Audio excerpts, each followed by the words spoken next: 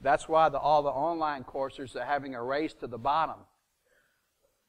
If you look at your online courses, they get cheaper by the year, right? Yep. Yeah. So now the competition is a race to the bottom. That's not a war I want to win. I'm kind of going in the other direction. I want to charge you more. I do. How many of you want to make more money? Okay, don't fault me. But I know that I have to add value. I have to make you money so you can bring it back in here. Are you with me? Okay, so that's why we're called the Real Estate Business School. We're more than just a licensing school because there's more to real estate than just getting your license. How many of you have been licensed more than a year? Okay, good. How many figured out now your license guarantees you nothing? How much you known that a year ago? I told you. I've been telling you for 25 years. So the Real Estate Commission says you need a technical education to pass the exam they created. The problem is no one's ever asked me the difference between accretion and erosion. I've been on several hundred listing presentations. No one's ever asked me how many cubic yards of concrete are in their driveway. Those two questions are on the state exam. Ouch. Now they've got a committee over there. They're going to put in, the new proposal is 240 questions per 30-hour class. It boggles the mind. So you have to have a technical education. I'm not saying it's worthless. Where do most of the complaints and lawsuits come from? Contract disputes. That's technical education. You got to know how to fill out the forms. Right? Okay, so I'm not saying it's no good. I'm just saying that's only step one. What do your sellers want to know? Do they want to know if you can market their property? Yes. Do they want to know if you can sell it? Good. Do they want to know if you're going to negotiate best price and terms for them? So what's the marketplace saying to you? I want you to have a business education. That's why we designed this. We're the only school in the country that has it. This is the real estate business blueprint. Well, it's designed to teach you what the other schools won't because they stop at license. They think that's it. That's just the beginning. That just gets you out of the frying pan.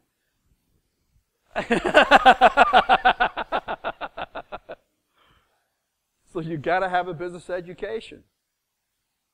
So, to me, marketing is the most important skill. The most important tool is UMP.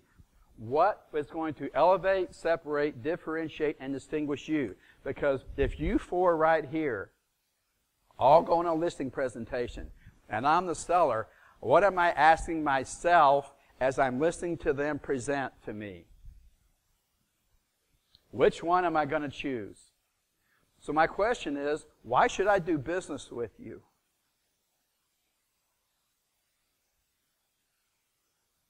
I'm listening. Okay, so turn to the person next to you and tell them your unique marketing position. I want you to turn to the person next to you. Please listen and tell them why they should do business with you. 1 minute, go.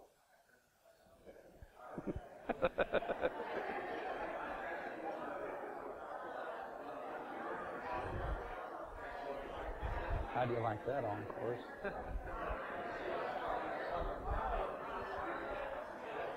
That's called phase one of this story.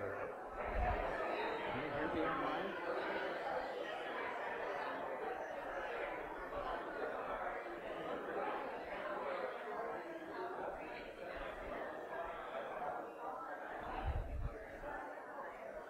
What I just said could be heard online. 10 more seconds. Please begin finishing up.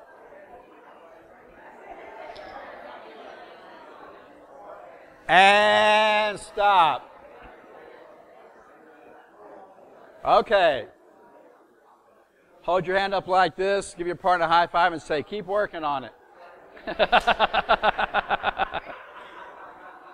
Okay, now may I ask you a question?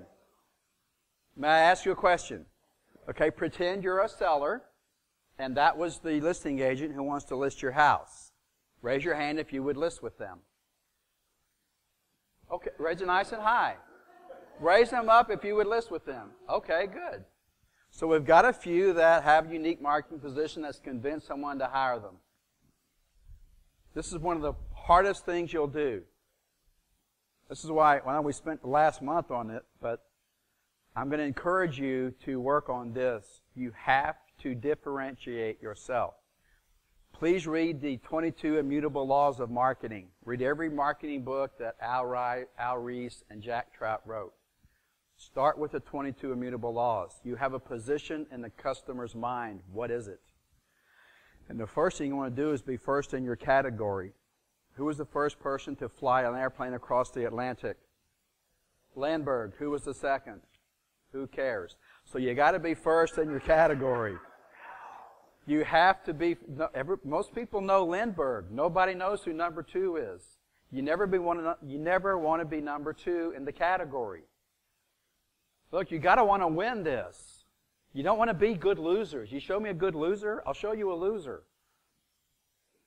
You got to want to win the marketing game. To do that, you have to be unique. You can't be the same. They're going to ask you, how much do you charge? And now you're in a commission war with the other agents. Just like all the online providers are with each other. You've got to separate, differentiate, and add value if you want to raise your price. Are you with me? Okay. So, please work on this. What did Amelia Earhart do? That's right. She set up a new category. So if you can't be number 1, thank you, Emily. You want to teach this? Have you been? You're way too far inside my head. It's a scary place to be. So if you can't be first in your category, set up a new category. Go read the book and you'll learn more about it. So,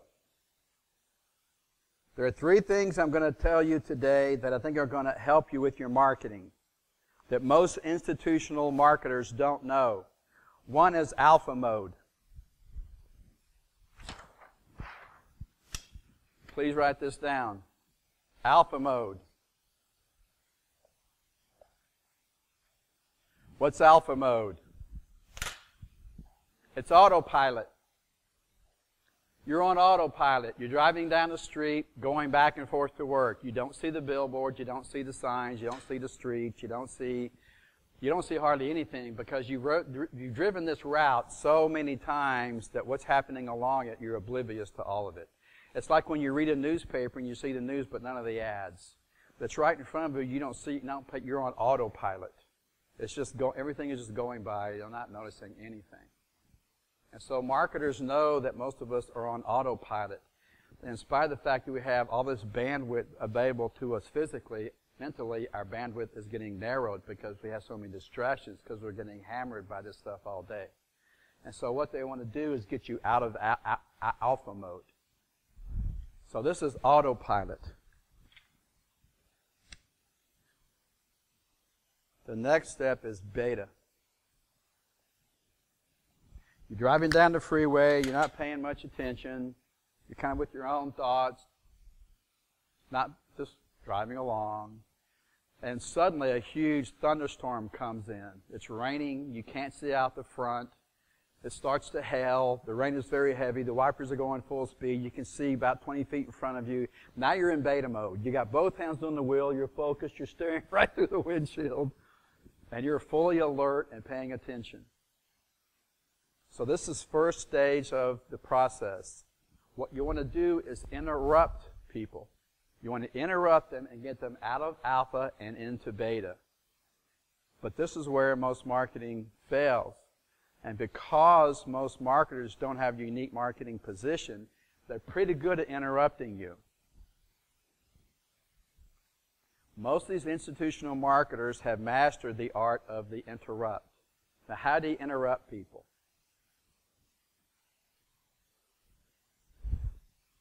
What interrupts us?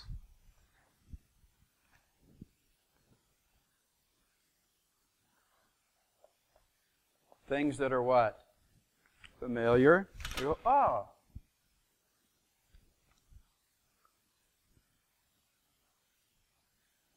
Things that are what? True. You remember your first kiss. You remember where you were when Kennedy was shot. You remember where you were on 9/11. We remember these unusual events, your birthdays. Sometimes men tend to forget important things like anniversaries. But it's something you should remember. So we remember familiar. We remember unusual. And the other thing that will jar us is something that's problematic. So these are interrupters.